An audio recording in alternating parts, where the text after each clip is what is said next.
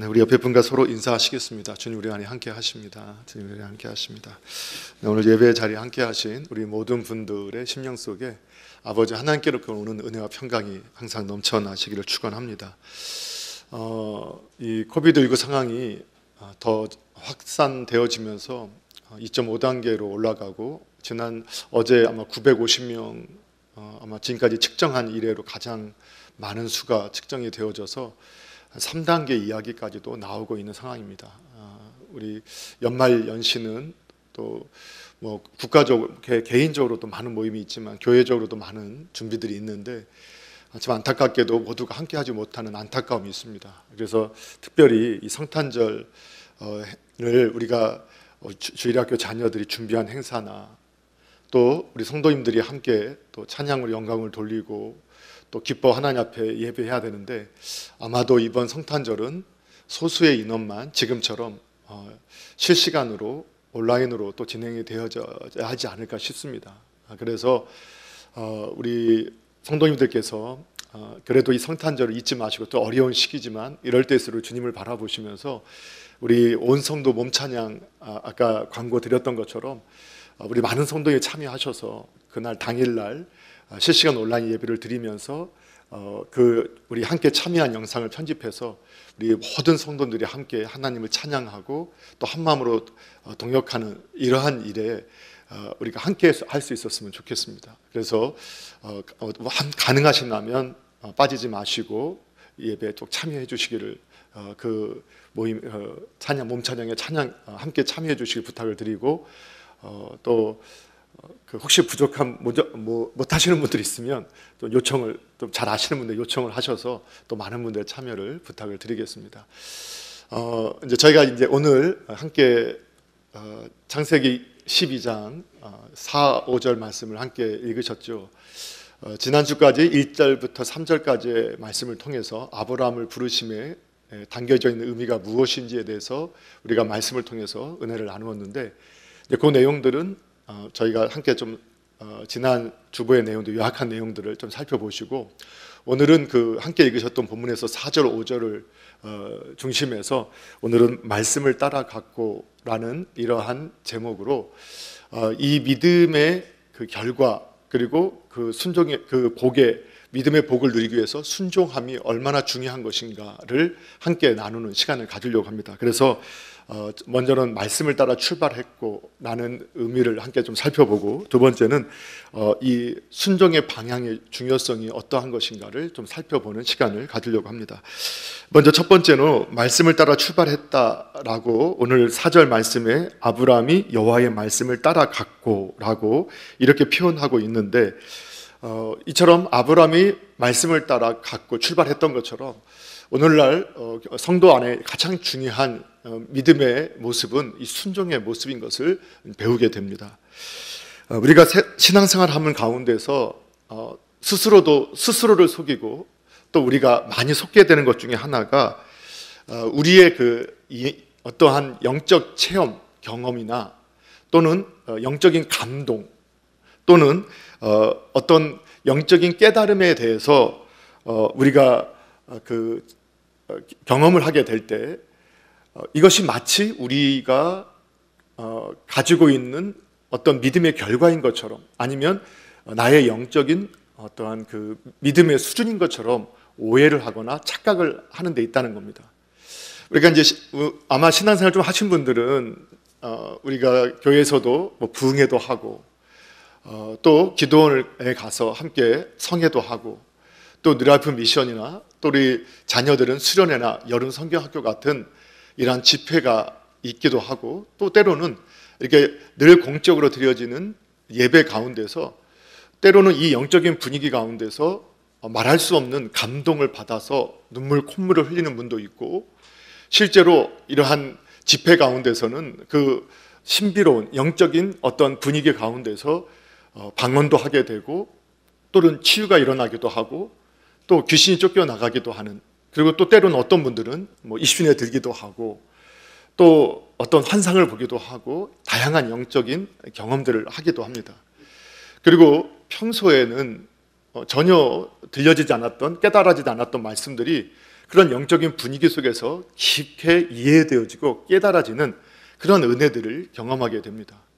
그러나 이 성경은 이렇게 우리가 경험한 영적 경험이나 또는 마음의 감동, 눈물 콧물을 다 흘린 만큼의 이런 감동, 그리고 말씀에 대한 깊은 깨달음이 결코 모든 믿음의 결과가 아니고, 그리고 그 사람의 영적인 어떠한 상태, 그 영적인 수준을 가르쳐주는 것은 아니라는 것을 우리가 꼭 인정을 해야 합니다.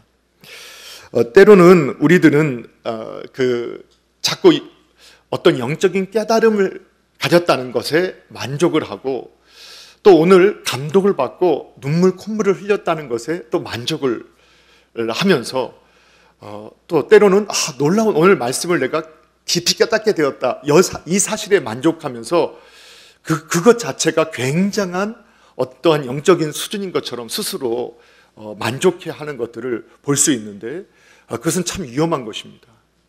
우리가 이제 이미 찬양으로도 부르고 천국 비유에서 천국은 마치 그 밭속에 감춰인 보화를 발견한 사람이다. 그런데 그 발견한 사람이 그 발견했을 때 얼마나 기뻤겠어요. 그리고 얼마나 놀랬겠어요. 또 그 놀라운 경험이죠. 그런데 가서 집 팔고 땅 팔고 냉장고 팔고 다 팔아서 그것을 사지 않는 한은 그것이 자기에게 아무 유익이 없는 것입니다. 발견했어요. 깨달았어요. 그리고 큰 기쁨도 가졌어요. 그렇지만 그것을 사기 위해서 집 팔고 땅 팔고 냉장고 팔고 다 팔아서 가져가서 그 땅을 사야만이 그 모든 유익을 누릴 수 있게 된다는 것이죠. 마찬가지로 우리가 다른 어떠한 믿음의 어떠한 믿음의 행위보다 성경은 이 순종이 결국은 믿음의 모든 것을 결정한다라고 우리에게 말씀해 주고 있습니다. 순종이 가장 중요해요. 성경 전체를 보면 하나님께서 우리에게 많은 것을 요구하는 것처럼 보이시지만 실제로 하나님의 백성에게 요구하는 것은 딱 한 가지밖에 없습니다. 그게 뭐냐? 바로 순종입니다. 그러니까 순종을 통해서 이 모든 아브라함에게 허락하셨던 7가지 완전한 축복, 그 복의 통로로서 그것을 향유하고 누리고 경험할 수 있게 된다는 겁니다. 결국은 순종이 없이는 그 어떠한 결과도 내가 잡을 수 없다라는 거지요. 그래서 우리가 이 순간의 어떤 영적인 경험도 중요하고, 또 깨달음도 중요하고, 감동도 중요하지만 그보다 더 중요한 것은 내 의지를 굴복시켜서 하나님의 말씀에 순종하는 것입니다. 그래서 내 의지를 하나님의 말씀에 굴복시키는 그 믿음의 행위를 우리는 뭐라고 하느냐? 순종이라고 표현하는 겁니다. 그래서 이러한 성경은 이처럼 하나님의 말씀에 자신의 의지를 굴복시키고 그 말씀을 따라갔던 사람들을 순종의 사람, 믿음의 사람, 하나님의 사람이라고 표현하고 있는 것을 볼 수 있게 됩니다. 사랑하는 성도 여러분, 그래서 저와 여러분이 혹시 스스로를 속여서는 안 됩니다. 우리가 이제 기도하는 것이 얼마나 중요하냐 알죠. 그리고 기도에 다른 분의 어떤 말씀을 통해서, 간증을 통해서 정말 기도가 중요해 하고 깨닫기도 하고 감동도 받아요. 또 때로는 이렇게 어떤 영적 집회 가운데 참여해서 같이 기도하는 사람들과 있으면서 그들과 함께 어울려 기도하다 보니까 기도의 체험도 해요. 마치 구약의 사울이 그가 선지자들 곁에 가다가 같이 성령을 임재를 경험해서 함께 기도했던 것처럼 그런 경험도 할 수 있어요. 그러나 그것으로는 아니 된다는 거예요. 그 사실을 깨닫고 감동을 받고 경험을 한 사람이 매일의 삶에서 하나님의 말씀에 순종해서 쉬지 말고 기도하는 실제의 기도의 삶이 매일의 삶에서 이루어질 때 그 기도를 통해서 하나님이 주시고자 했던 그 수많은 유익들을 우리가 경험할 수 있다는 것이죠. 그래서 성경에 보면 우리의 영원한 모델은 예수님이시죠. 예수님이신데 예수님이 이 땅에 오셔서 하셨던 일이 뭐냐? 순종밖에 없었어요. 이 땅에서 예수님이 오셔서 이 땅에 살아가시면서 주님이 하셨던 일은 뭐냐? 순종밖에 없었다. 그것을 요한복음 4장 34절에서 예수님 이렇게 말씀하셨거든요. 이르시되 나의 양식은 나를 보내신 이의 뜻을 행하는 것이다. 놀랍지 않습니까? 예수님께서 이 땅에서 늘 양식을 먹듯이 늘 행해야 하는 일이 뭐였느냐? 나를 보내신 이의 뜻을 행하는 것이고, 그리고 이어서 뭐라고 말씀하셨느냐? 그의 일을 온전히 이루는 이것이다. 그러니까 아버지의 뜻, 아버지의 일을 온전히 이루는 그 순종하는 삶이 자신의 일이다라고 예수님이 고백하셨다는 거예요. 그래서 요한복음 17장 4절에서도 내게 하라고 하신 그 일을 내가 이루었다. 아버지가 나한테 하라고 하신 그 일을 내가 이루어서 아버지께 영광을 돌렸다는 거예요. 그러니까 감동을 받아도 하나님께 영광이 안 돼요. 깨달아져도 하나님께 영광이 안 돼요. 영적 체험을 해도 하나님께 영광이 안 돼요. 그런데 어느 때 영광이 되느냐? 순종할 때. 우리가 내 의지를 하나님의 말씀에 굴복시켜서 그 말씀에 반응하고 순종할 때 어떻게 되느냐? 하나님이 영광을 받으신다는 거예요. 영광을 받으신다. 예. 오늘 그 사실을 믿으시기 바랍니다. 그래서 빌립보서 2장 5절 이하에 보게 되면 예수님에 대해서 평가하면서 그 예수님은 너희 안에 그 예수님에 대해서 우리에게 전하면서 너희가 이 마음을 품으라. 바울이 빌립보 교회 성도들에게 권면을 하죠. 너희가 이 마음을 품으라. 곧 그리스도 예수의 마음이다. 그는 원래는 그 근본, 본체는, 실체는 하나님과 동등한 분이시지만 그분이 하나님과 자기를 동등하게 여기지 않고 스스로 자기를 낮춰서 그가 하나님의 뜻을 순종했는가 해서 우리 사람의 모습까지 되었는데 어디까지 그가 하나님의 뜻에 순종했느냐? 십자가에 죽기까지 복종했다. 성경에서는 복종까지 했다. 완전히 자신의 의지를 꺾어서 하나님의 뜻에, 하나님의 말씀에 온전히 자기를 맡겼다. 순종하고 따라갔다. 그래서 이루었다.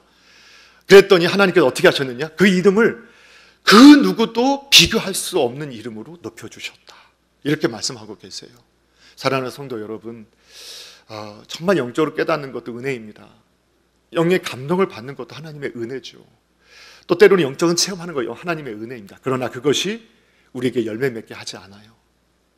그것이 더 우리에게 동기부여를 하고 더 열심을 내게 할 수는 있지만 그러나 이 아브라함에게 주셨던 그 축복을 약속해 주지 않습니다.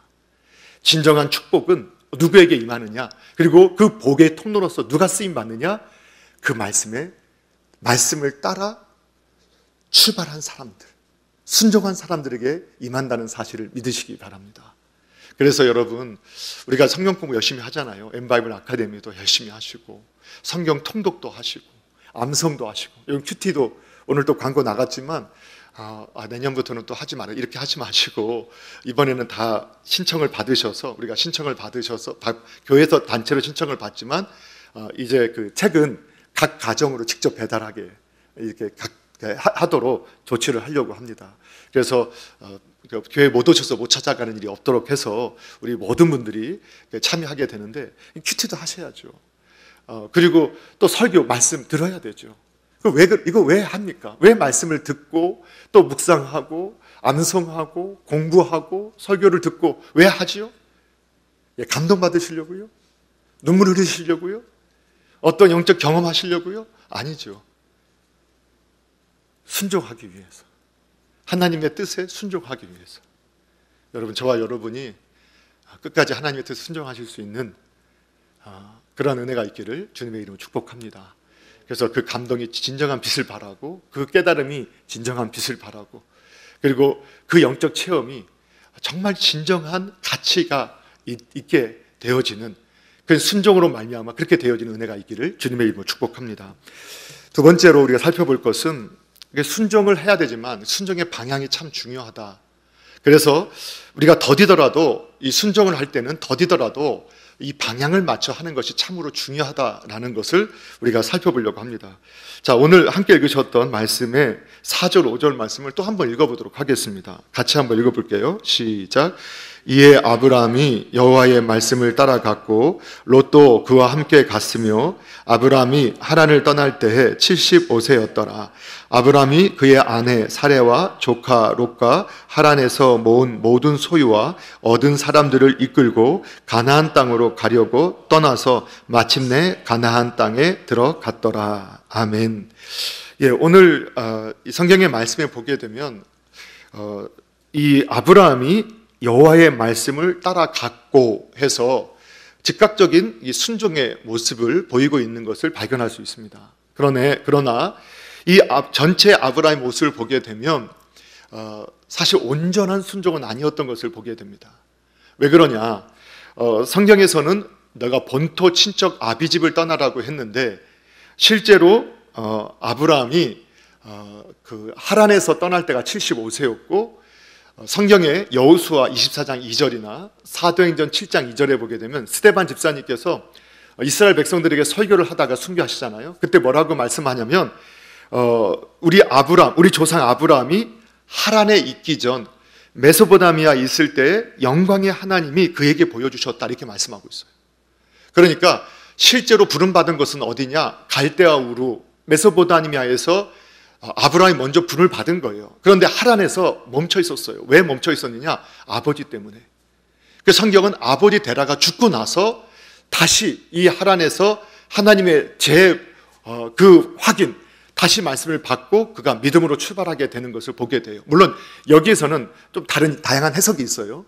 또 한 가지 더 나아가서 조카 롯을 데려갔다는 거예요. 여러분 성경을 읽어보시면 아브라함의 후손이 없었죠. 그런데 그 형제가 그 아들을 낳고 먼저 세상을 떠났는데 그 조카를 데려간 것은 지금과 같은 문화입니다. 우리나라에서 예전에 최근에는 많이 그렇지 않지만 예전에는 아들이 없으면 양자를 들여서 또는 친척이나 동생들의 그 아들이 많으면 양자를 들여서 그 양자를 통해서 그 후손을 이어가게 했거든요. 그러니까 아브라함이 본토 친척 아비집을 떠나라고 말씀하셨지만 아버지를 떠날 수 없었던 거예요. 그래서 더뎌졌던 거예요. 하란에서 멈춰 있었던 거예요. 또 한 가지는 조카 롯을 데려가요. 그럼 이것이 왜 잘못이냐? 결국 훗날 이 롯은 암몬과 모압의 조상이 되어지고 이스라엘 역사가 쭉 흘러가면서 이스라엘 백성을 끊임없이 괴롭히는 친척이 되어지게 되죠.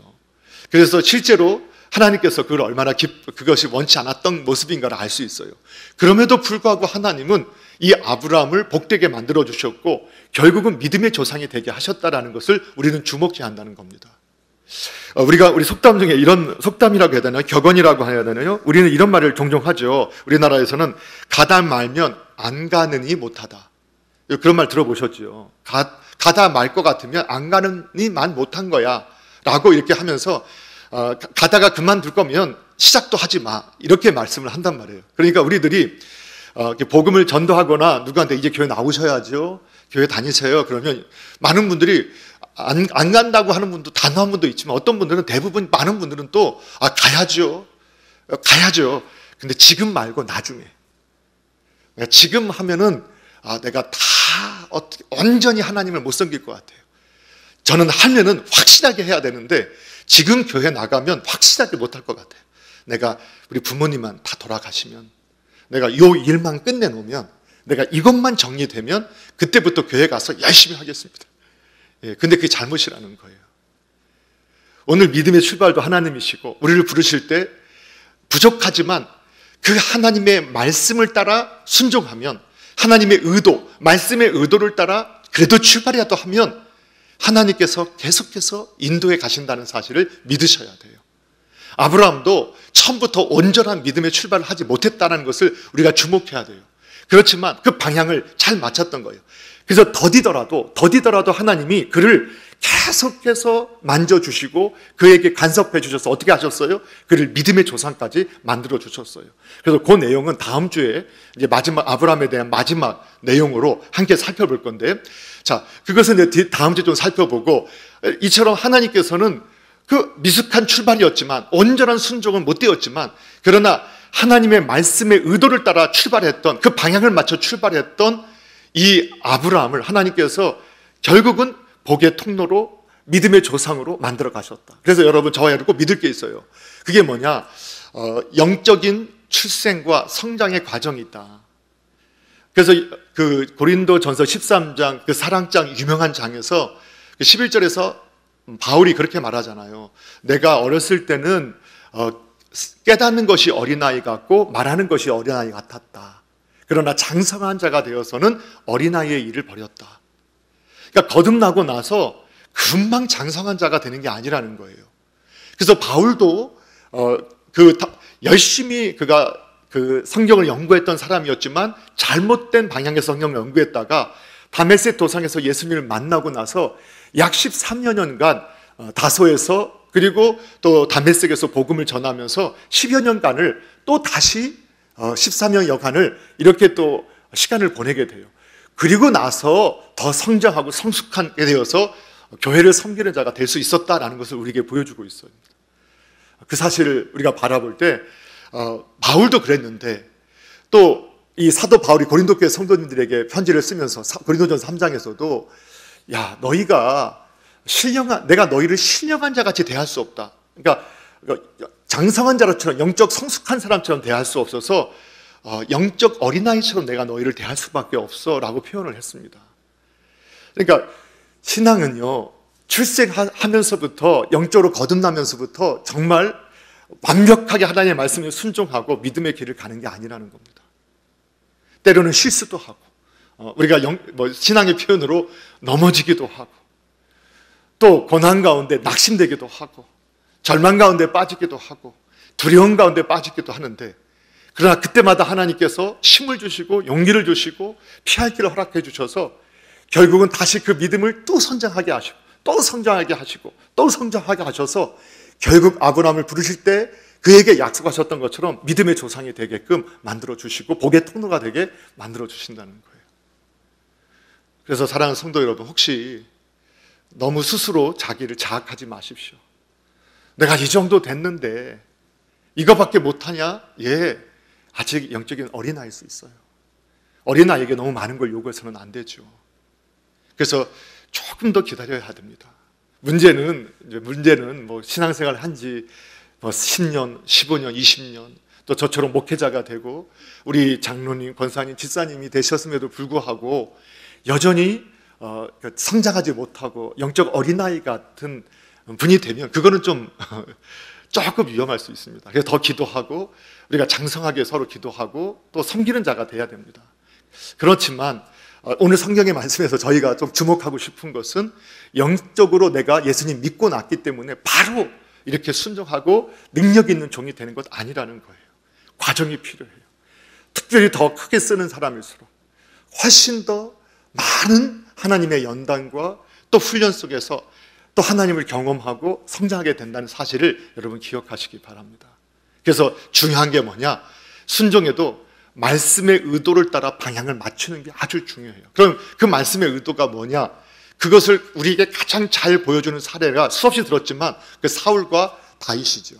사무엘 상하에 보면은 이 사울과 다윗이 등장하는데, 이 사울과 다윗이 하나님 앞에서 방향을 잘 맞추고 하나님의 의도대로 순종하는 것과 하나님의 말씀에 순종하는 것처럼 보이지만 하나님의 말씀을 따르지 아니하는 방향을 설정했을 때 어떤 결과를 보여주느냐, 그거를 사울과 다윗이 보여준다는 거예요. 자, 그러면 어디서 나타나느냐? 사무엘상 15장에 보면 이 사울에게 사무엘이 찾아와서 순종이 제사보다 낫다, 이 말씀을 여러분 기억하시죠? 순종이 제사보다 낫다. 하나님 얼마나 예배하는 자를 찾으세요. 신령과 진리로 예배하는 자를 얼마나 기뻐하세요. 그런데 하나님이 그보다 더 기뻐하는 사람이 누구냐? 순종하는 사람이다. 그 말씀이 나온 거거든요. 그런데 그거를 한번 세번역본으로 한번 읽어보면 훨씬 도움이 돼요. 한번 세번역본 한번 읽어볼게요. 함께 읽겠습니다. 시작. 사무엘이 나무랐다. 주님께서 어느 것을 더 좋아하시겠습니까? 주님의 말씀에 순종하는 것이겠습니까? 아니면 번제나 화목제를 드리는 것이겠습니까? 잘 들으십시오. 순종이 제사보다 낫고 말씀을 따르는 것이 순양의 기름보다 낫습니다. 거역하는 것은 점을 치는 죄와 같고 고집을 부리는 것은 우상을 섬기는 죄와 같습니다.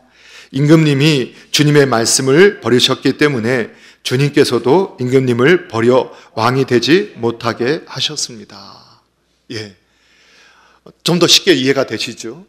자, 이런 상황입니다.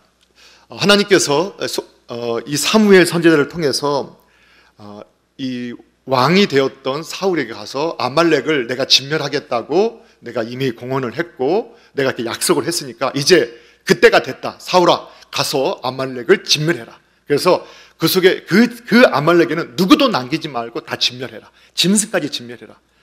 그랬더니 사울이 전쟁에 나갔어요. 그리고 나서 대승을 거뒀습니다. 그러나 하나님 말씀대로 하지 않고 아각을 데려왔어요. 아각을 데려왔어요. 그리고 또 많은 신한 짐승, 아주 약하고 나쁜 짐승은 다 죽이고 아주 좋은 짐승은 다 끌고 왔어요. 그래서 사무엘이 듣고 나서 그 모습을 보고 그 양의 소리, 염소의 소리를 듣고 나서 이게 무슨 일입니까? 하고 나니까 사울이 변명을 하는 거예요. 하나님께 제사하려고 이렇게 왔어요. 예, 제사하려고 이렇게 데리고 왔어요. 그랬더니 이때 사무엘이 뭐라고 말한 거냐? 정말 왕이시오. 순종이 제사보다 낫습니다. 그리고 거역하는 것, 하나님 말씀을 거역하는 것은 점을 치는 죄와 같고, 그리고 자기 생각대로 끝까지 고집 피우는 것은 뭐냐? 우상 숭배와 같은 것입니다. 우상을 섬기는 죄와 똑같은 것입니다. 이렇게 이 말을 하게 된 것이죠. 자, 그런데 이때 만약 정말 순수하게 이 사울이 영적 어린아이여서 정말 이런 실한 짐승을 죽이는 것보다 하나님 앞에 마음껏 예배를 드리면, 제물로 드리면 얼마나 좋을까, 그러한 중심이 있었다면 하나님께서 그 중심을 보셨겠죠. 그런데 그 중심이 어땠느냐? 사무엘상 15장 30절에 그가 이렇게 말해요. 사울이 끊임없는 책망 가운데 내가 여호와께 범죄했습니다 라는 표현도 했어요. 그렇지만 그의 본심이 이렇게 나오는데, 이렇게 나왔어요. 15장 30절에 보게 되면 사울이 이렇게 고백해요. 사울이 이르되 내가 범죄하였을지라도 이제 청하옵나니 내 백성의 장로들 앞과 이스라엘 앞에서 나를 높이사 나와 함께 돌아가서 내가 당신의 하나님 여호와께 경배하게 하소서 하더라. 나의 하나님도 아니에요. 그리고 알았어요. 내가 잘못했어요. 그래, 잘못했다고 할게요. 그런데 사무엘, 당신의 영적 권위가 너무 높으니 당신이 가서 축복하는 것처럼 보여져야 내가 한 것도 다 이게 실제적인 효력을 낼 수 있으니, 그러니까 같이 가서 내 백성들의 장로들과 이스라엘 앞에서 나를 좀 높여주세요. 예, 그가 순종하는 것처럼 보였지만 그는 자신의 영광, 자기의 자기를 위해서 열심을 냈던 거예요. 그래서 변명하고, 그리고 책임을 전가하고, 그리고 거짓으로 애들려 말을 했지만 실은 그가 왜 그래 했느냐?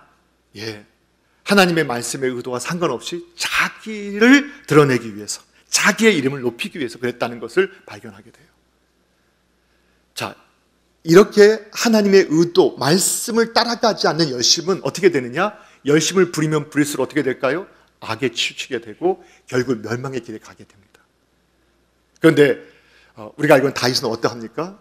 다윗의 사건 다 아시잖아요. 밧세바 사건에서 밧세바로 인해서 우리아를 죽이게 되고 아이를 잉태하고 아이를 낳게 돼요. 그런데 그때 하나님께서 이 나단 선지자를 보내요. 여러분, 나단 선지자는요, 그 유명한 선지자가 아니에요.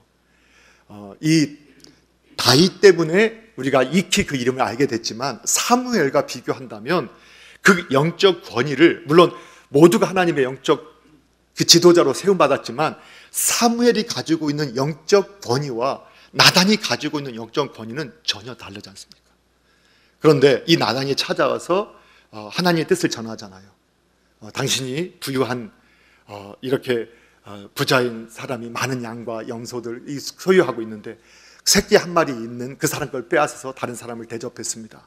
그 말을 들었을 때 다윗이 어떻게 반응합니까? 분노하죠. 분노해서 저 사람은 죽을 사람이다. 그리고 네 배나 갚아야 한다. 이렇게 말을 할 때 다윗이 뭐라고 하죠? 나단이 뭐라고 하죠? 그가 바로 당신입니다. 그가 바로 당신입니다. 근데 놀랍게 다윗이 어떻게 반응합니까? 내가 하나님께 범죄하였습니다 하고 무릎을 꿇어요. 그랬더니 하나님께서 이렇게 말씀하시죠. 다윗이 나단에게 내가 여호와께 죄를 범하였습니다 라고 고백하자 그 중심을 아셨다 하나님께서 나단을 통해서 다윗에게 말하되 여호와께서 당신의 죄를 사하셨나니 당신이 죽지 아니할 것입니다. 죽지는 않을 것입니다. 당신이 죽어야 한다겠지만 죽지는 않을 겁니다. 그러나 밧세바를 통해서 낳은 자녀는 죽게 될 것입니다. 그런데 다윗이 사실 나단과만 은밀히 말하고 끝낼 수 있었는데 다윗이 어떻게 하죠? 금식하고 성전 앞에 무릎을 꿇고 바짝 엎드려서 그 아이를 살려달라고 몸부림치며 기도해요. 그걸 통해서 백성들이 수근수근하게 될 것이고 그 사실을 알게 될 수 있다라는 모든 위험성을 다 안고 하나님 앞에 가장 낮은 자세로 서 있어요. 요즘 말로 하면 우리 장로님들이 음행하다가 걸렸어요. 아니 목사님이 음행하다가 걸렸어요. 근데 그분이 정말 회개하는 거예요. 회개한다고 딱 엎드려져서 하나님 앞에 섰다. 그러면 여러분이 그 사실을 알면 어떡할까요? 그분이 회개한다 가도 아마 다 돌을 들고 당신 같은 장로님은 우리의 필요 없어요. 당신 같은 목사님 우리의 필요 없어요. 하고 돌을 던질 수 있는 상황인 거예요. 그런데 다윗은 그냥 하나님 앞에 무릎을 꿇습니다. 내가 여호와께 범죄했습니다. 그것이 반영입니다. 하나님의 말씀을 따라갔고 그냥 표면적인 말씀을 따라갔다는 게 아니에요. 그분의 말씀의 의도를 알고 그분을 경외하고 그분의 말씀을 따라 그분을 향한 방향으로 순종했을 때 더디지만 하나님께서 믿음의 조상으로 만드시고 그 위에 누구도 비교할 수 없는 위대한 믿음의 사람으로 다윗을 세워가시는 것을 우리가 보게 됩니다. 사랑하는 성도 여러분, 오늘 우리가 믿음은 하나님으로 출발한다고 했죠. 아브라함을 부르신 것처럼 저와 여러분을 부르셨다고 했습니다. 우리가 영적인 깨달음도 은혜요, 감동도 은혜요, 영적 체험도 은혜입니다. 그러나 하나님이 약속하신 그 7가지 완전한 복을 누리고 복의 통로로 쓰임받는 그 결과는 감동으로 되지 않고 깨달음으로 되지 않고 영적 경험으로 되지 않습니다. 그것은 내 의지를 굴복해 하나님의 말씀에 순종하는 것이고 하나님의 말씀의 의도를 따라 순종해 갈 때 그때 하나님 은혜 안에서 맺혀지는 열매라고 결실이라고 믿으시기 바랍니다. 오늘 사랑하는 남서울 중앙교회당에 부름받으신 교회로 부름받으신 저와 여러분은 이처럼 아브라함처럼 다윗처럼 하나님의 말씀의 방향을 맞추고 더디더라도 그 방향을 정확하게 맞추고 그 말씀을 따라 가게 될 때 따라감을 통해서 오늘날도 주님의 그 7가지 복을 누리고 복의 통로로 이 땅과 이 민족 위에도 쓰임받는 귀한 은혜가 있기를 주님의 이름으로 축복합니다. 기도하겠습니다. 하나님 아버지 감사합니다. 주님께서 저희를 사랑하여 주셔서 여기까지 인도해 주셨사오니 끝까지 함께해 주시고 또 말씀대로 되어지는 은혜가 임할 수 있도록 도와주시고 함께해 주시옵소서. 주님, 정말로 주님의 뜻이 이루어지게 하여 주시옵소서. 예수님의 이름으로 기도합니다.